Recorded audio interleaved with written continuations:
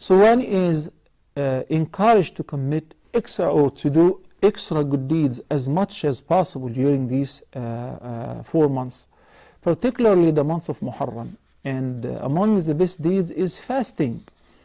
And as a matter of fact, it has been reported in the Salaah Hadith that the Prophet ﷺ said, the best fasting after the month of Ramadan is fasting during the month of Allah, or Allah's month, the month of Muharram. So voluntary fasting during the month of Muharram is highly encouraged, particularly on the 10th of Muharram. The 10th of Muharram marks a great event. When the Prophet ﷺ entered Al-Madinah, as the hadith is narrated by the great companion Abdullah ibn Abbas, may Allah be pleased with him and his father, he said that the Prophet ﷺ noticed that Bani Israel were fasting on the 10th of Muharram. He inquired about it. They say that is a day in which Allah saved Bani Israel from the Pharaoh, and he drowned the Pharaoh. So we are celebrating the day. Musa celebrated the day by thanking Allah, and he fasted on the day, so we too fast on the day.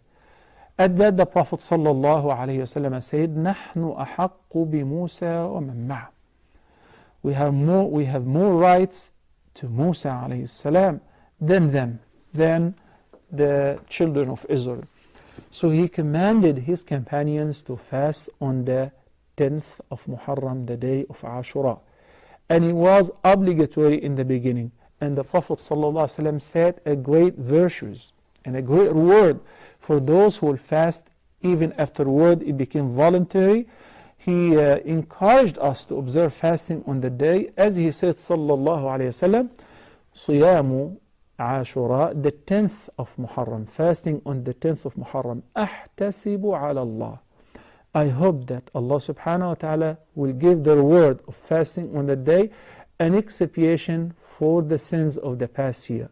Kafara, an expiation for the sins. What kind of sins? The minor sins. Because the major sins would not be forgiven automatically, whether due to attending Friday prayer or fasting during Ramadan or performing Umrah after Umrah. These are all great deeds. They would automatically wipe away and remove the minor sins. But the major sins, where the person was indulged in them or in any of them, require an independent tawbah and a commitment that the person would not redo that sin once again. So imagine if we, inshallah, in a few days, in 8 days from today, will be the 10th of Muharram, if we get to fast on the day. Imagine having all the sins of the past year been taken care of. Those who are lucky to perform Hajj, their sins have been forgiven as well.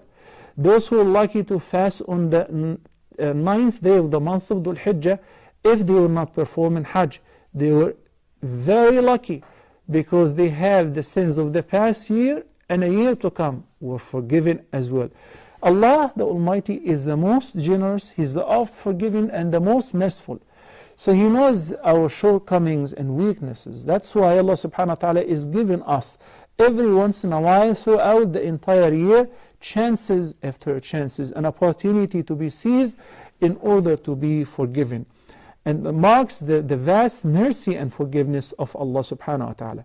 Then if one does not seize these opportunities, he is indeed a big loser.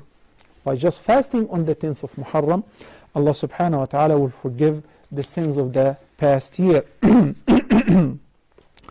Abdullah ibn Abbas, may Allah be pleased with him, narrated that the Prophet sallallahu alaihi wasallam, he said, I never saw the Prophet sallallahu alaihi wasallam so keen to fast on any day other than the 9th day of the 10th day of the month of Muharram, which is Ashura.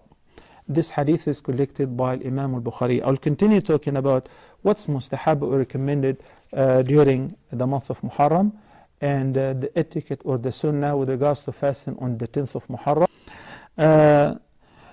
As far as the fact that some of the companions said to the Prophet sallallahu alaihi wasallam that the 10th day of the month of Muharram was also venerated by the children of Israel.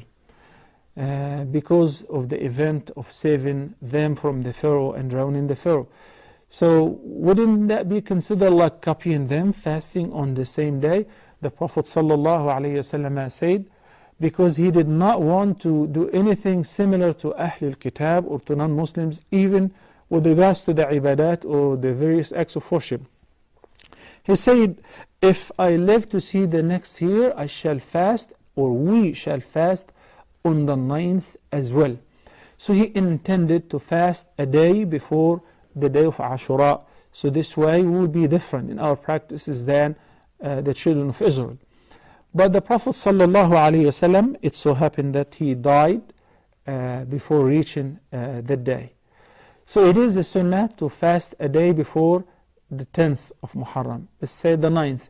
If one fails to fast on the 9th, then perhaps the 10th.